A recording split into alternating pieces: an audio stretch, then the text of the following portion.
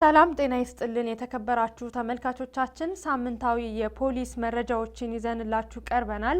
ከመረጃዎቹ ጋር ሳሳው በጋሻው ነኝ። አብራችሁን ቆዩ። በማህበረሰብ አቀፍ ወንጀል መከላከል አሰራር ላይ ያተኮረ ውይይት ተካሂዷል።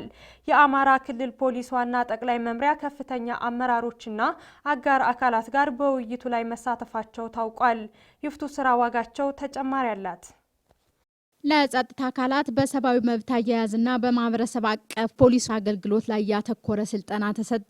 ዩኤንዲፒ ፒስ ሳፖርት ፋሲሊቲ ባዘጋጀው ስልጠና ላይ የአማራ ክልል ፖሊስ ዋና ጠቅላይ መምሪያ ስትራቴጂክና ከፍተኛ አመራሮችን ጨምሮ የክልሉን ሰላምና ጸጥታ ቢሮ፣ የማረሚያ ቤቶች አስተዳደርና የክልሉ ሚሊሻ ከፍተኛ አመራሮች ተገኝተዋል። በማህበረሰብ አቀፍ ፖሊስ አገልግሎት ጽንሰ ሀሳብ ላይ ያተኮረውን ስልጠና የሰጡት ኮማንደር ያሬድ አበበ የአማራ ክልል ፖሊስ ዋና ጠቅላይ መምሪያ የማህበረሰብ አቀፍ ፖሊስ አገልግሎት ዋና መምሪያ ኃላፊ እንደገለጹት የጸጥታ ኃይሉን ከማህበረሰቡ ፍላጎትና እምነት ጋር የተሳሰረ ማድረግ ያስፈልጋልን ብለዋል። በማህበረሰብ አቀፍ ፖሊስ አገልግሎት ጽንሰ ሀሳብ ስልጠና በጸጥታ አካላትና በማህበረሰቡ መካከል ያለውን የመተማመን ድልድይ ለመገንባት ቁልፍ ሚና ይጫወታልም ብለዋል። ወንጀልን ለመከላከልና የአካባቢውን ሰላም ለማስጠበቅ የህብረተሰቡን ተሳትፎ ባለቤትነት ማሳደግ ትኩረት ሊደረግበት ይገባል ያሉት የማህበረሰብ አቀፍ ፖሊስ አገልግሎት ዋና መምሪያ ኃላፊው የማህበረሰብ አቀፍ ፖሊስ አገልግሎት ጽንሰ ሀሳብ የችግሮቻችን መፍቻ ቁልፍ መሆኑን የገለጹት ረዳት ኮሚሽነር ክንዱ ወንዴ የአማራ ክልል ፖሊስ ዋና ጠቅላይ መምሪያ የኮሚኒኬሽንና ህዝብ ግንኙነት ዋና መምሪያ ኃላፊ ናቸው። አማራ ክልል ወይም እንደ ሀገር አንዱ የክልሉን ሰላም የምንመልስበት ቁልፍ ተግባር ነው ወይም ስትራቴጂ ነው። ኢቭን አሁን ያለንበትን የሰላም እጦት ወደ ነበረበት የአማራ ክልል ቀደም ሲል ከ19 እስከ 2008 የነበረውን ሰላም መመለስ የሚቻለው የኮሚኒቲ ፖሊሲንግ ስትራቴጂ ተግባራዊ ስናደርግ ነው። የህዝብን ተሳትፎን ወሳኝ አድርገን እንደ ቁልፍ ተግባር አድርገን ልንሰራ ይገባል የሚለው ሊሰመርበት የሚገባ ነው እና በአጠቃላይ ማህበረሰብ አቀፍ የችግር መውጫ ነው። ይሄ ሳይንስ ነው፣ ቅድም እንዳልከው ሳይንስ ነው። ህዝቡን ማሳተፍ ያስፈልጋል። የማህበረሰብ አቀፍ ፖሊስ አገልግሎት ጽንሰ ሀሳብ ስልጠና የፖሊስና የጸጥታ ተቋማት ከህዝብ ጋር ያላቸውን ግንኙነት እንዴት ማጠናከር እንደሚችሉ፣ በወንጀል መከላከል ስራ የህብረተሰቡን ተሳትፎ እንዴት ማሳደግ እንደሚገባም እንዲሁም በጋራ መስራት የዘላቂ ሰላምና ጸጥታ ማረጋገጥ በሚቻልበት ሁኔታ ላይ በቂ ግንዛቤ ማግኘታቸውን ተሳታፊዎች ገልጸዋል። እንግዲህ ተግባር አሁን ባለው ሁኔታ በትክክልም መጀመር ባለብን ሰዓት ነው እየጀመርነን ያለ ነው።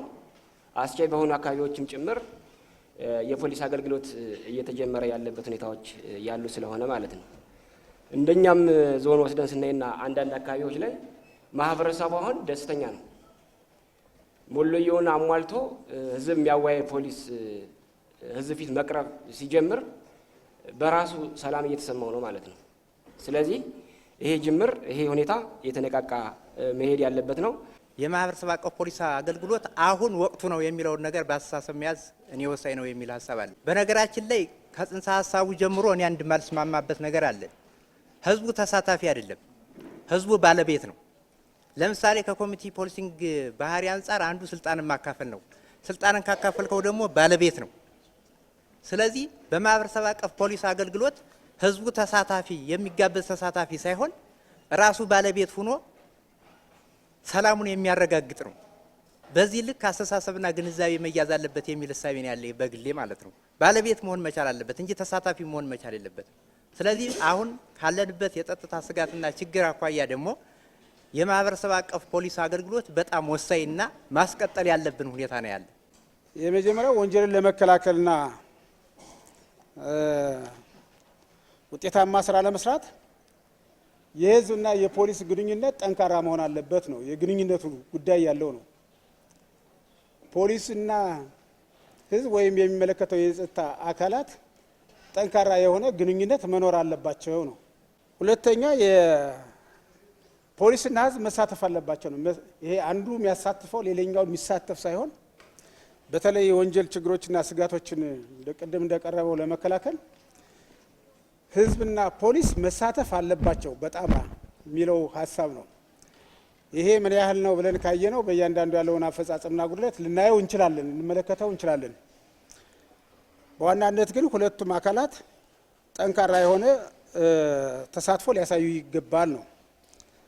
ሶስተኛ የመረጃ ልውውጥ ላይ ያለው ነው። ህብረተሰቡና ፖሊስ ምን ያህል መረጃ ይለዋወጣሉ ነው። ፖሊስ ብቻውን መረጃ የሚሰጠው ወይም ህዝቡ ለፖሊስ መረጃ የሚሰጠው ሳይሆን ሁለቱም አካላት ጠንካራ የሆነ የመረጃ ልውውጥ ሊኖራቸው ይገባል ነው። ከስልጠናው ተሳታፊዎች መካከል ሀሳባቸውን የገለጹት ኮማንደር ዋለልይ ቢምረው የባህር ዳር ከተማ አስተዳደር ፖሊስ መምሪያ አዛዥ በበኩላቸው ህዝብ የጸጥታ ባለቤት መሆን አለበትም ብለዋል። ያው እንደሚታወቀው እንግዲህ ኮሚኒቲ ፖሊሲንግ ስራ በክልላችን በ1999 ዓ.ም ከተጀመረ ጀምሮ እስከ 2008 ድረስ በጣም በተሻለ ደረጃ በሚባል ሌሎች ክልሎችም ሌሎች ዞኖችም ተሞክሮ የሚወስዱበት የተሞክሮ ማዕከል የነበረ ከተማ ነው። ከዛም በኋላ በነበሩ ሀገራዊ ችግሮች ምክንያት አንዳንድ ስራዎቻችን ወደ ኦፕሬሽን ተግባር ላይ ስላዘወተር የኮሚኒቲ ፖሊሲንግን ስራዎች ትንሽ ወደ ኋላ ብለን የቆየንበት ሁኔታ ነው ያለ። አሁን ባለው ሁኔታ ግን ወደ ጥሩ መረጋጋትና ሰላም እየመጣን ስለሆነ እንደ ባህር ዳር ከተማ ካሉን ማዕከሎች ውስጥ በተለይ ወደ 101 የሚሆኑ የኮሚኒቲ ፖሊሲ ማዕከሎች በአሁኑ ሰዓት ስራ ጀምረው እየሰሩ ነው ያለ። ሌሎቹ በተለያየ የስራ ወይም የሰው ኃይል ማነስ ምክንያት ያልተሸፈኑ አሉ። በእነዚህ እንግዲህ የተገቢውን የኮሚኒቲ ፖሊሲንግ ስራ ጀምረን ህብረተሰቡን እያሳተፍ በብሎክ እያደራጀን በተገቢው መንገድ ስራዎችን እየሰራ ያለበት ሁኔታ ነው ያለ። ጅማሯችን ይሄን ነው የሚመስለው ከቆየንበት ሁኔታ ቆየ። የታክሲና የባጃጅ አሽከርካሪዎች ለሰላም የሚበጀውን መፍትሄ ማፈላለግ ኃላፊነት ያለባቸው መሆኑ ተገለጸ። በባህር ዳር ከተማ የሚገኙ የባጃጅና የታክሲ አሽከርካሪዎች በወቅታዊ ጉዳይ ዙሪያ ከጸጥታ አካላት ጋር ውይይት አካሂደዋል። ተጨማሪ ያለን የባህር ዳር ከተማን ሰላም ለማረጋገጥና ህገወጥ ተግባራትን ለመከላከል በውይይቱ የተሳተፉ የባጃጅ አሽከርካሪዎች የስራ ሰዓት ገደብ ማሻሻያ እንዲደረግበትና የተሻለ አገልግሎት በመስጠት ተጠቃሚ እንዲሆኑ ጠይቀዋል። ከአሽከርካሪዎች አልባሌ ጥቅም የሚፈልጉ አንዳንድ የጸጥታ አካላት መኖራቸውንም ጠቅሰው እርማት እንዲወስዱም ሀሳባቸውን ሰጥተዋል። ህጋዊ አሽከርካሪዎች ህገወጥ ተሽከርካሪዎችን በሚመለከቱበት ጊዜ ተከታትለው ለጸጥታ አካላት እንደሚጠቁሙም በመድረኩ ተነስቷል። ይሁን እንጂ በጥቆማው መሰረት ህገወጦችን ተከታትሎ የመያዝና እርምጃ የመውሰድ ውስንነት ይስተዋላል ብለዋል ተወያዮቹ። የባህር ዳር ከተማ አስተዳደር ፖሊስ መምሪያ የመንገድ ትራፊክ ዋና ክፍል ኃላፊ ኮማንደር አብርሃም ሊየው አንዳንድ የባጃጅ አሽከርካሪዎች የሰላም ችግርና ወንጀል እንደሚፈጥሩ ገልጸዋል። ህብረተሰቡም በባጃጅ ላይ ስጋቱ ከፍተኛ መሆኑን አንስተዋል። አሁን ላይ ሰላሙ እየተሻሻለ መሆኑን ጠቅሰው ችግሮች በአስተማማኝ ደረጃ ሲቀረፉ የባጃጅ እገዳው እንደሚነሳም አመላክተዋል። የተሽከርካሪ እጥረት ሳይኖር ትርፍ መጫን እየተለመደ ነው ያሉት ኮማንደር አብርሃም ህዝቡም እየተማረረ ስለሆነ የህግ ማስከበርን ተገቢነት ገልጸዋል። የግል ችግር ያለባቸውን ተቆጣጣሪዎች ግን ተከታትለን እናስተካክላለን ነው ያሉት። የቁጥጥርም ሆነ የክልከላ ስራ በመሰራቱ በባጃጅ ወንጀል መፈጸም መቀነሱን ያነሱት ኮማንደር አብርሃም ዘላቂው መፍትሄ ግን ህግና ስርዓትን አክብሮ ለሰላም በጋራ መስራት መሆኑን አጽንኦት ተሰጥቷል። በደሴ ከተማ ገራዶ ተብሎ በሚጠራ አካባቢ በሚገኝ የነዳጅ ማደያ ላይ በተደረገ ፍተሻ በህገወጥ መንገድ ነዳጅ ተከማችቶ መገኘቱን የደሴ ከተማ አስተዳደር ፖሊስ ህዝብ ግንኙነት ገልጿል።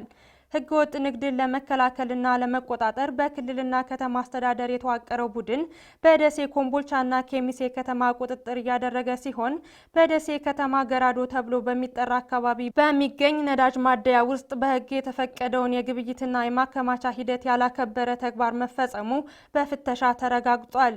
የአማራ ክልል ንግድና ገበያ ልማት ቢሮ ሸማቾች ጉዳይና መሰረታዊ ምርት አቅርቦት ክትትል ባለሙያ አቶ ተስፋሁን ሀብቶም በሰኞ ገበያ ገራዶ በሚገኘው የነዳጅ ማደያ የግብይት ስርዓቱን እንቅስቃሴ ላይ በተደረገው ግምገማ ቁጥጥርና የነዳጅ ክምችቱ ምን እንደሚመስል በተደረገ ፍተሻ ከነዳጅ ማደያው ጀርባ ከሚታወቀው የነዳጅ ማጠራቀሚያ ውጪ የተቀበረ በግምት 20,000 ሊትር ነዳጅ የሚይዝ ታንከር መገኘቱ ተገልጿል። በተገኘው ታንከር ውስጥም 7280 ሊትር ቤንዚን በልኬታ የተገኘ መሆኑን አቶ ተስፋሁን ሀብቶም ተናግረዋል።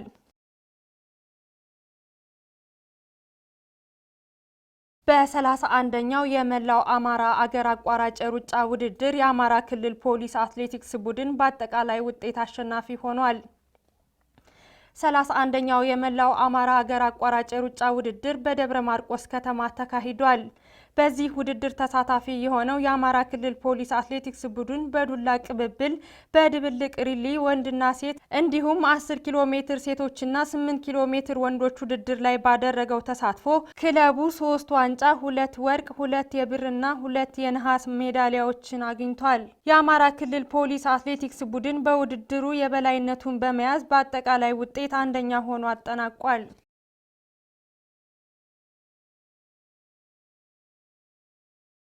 የተከበራችሁ ተመልካቾቻችን ለሳምንቱ ያዘጋጀንላችሁ የፖሊስ መረጃዎች ይህንን ይመስሉ ነበር። ቀሪ የፖሊስ ዝግጅቶች ይቀጥላሉ። አብራችሁን ቆዩ።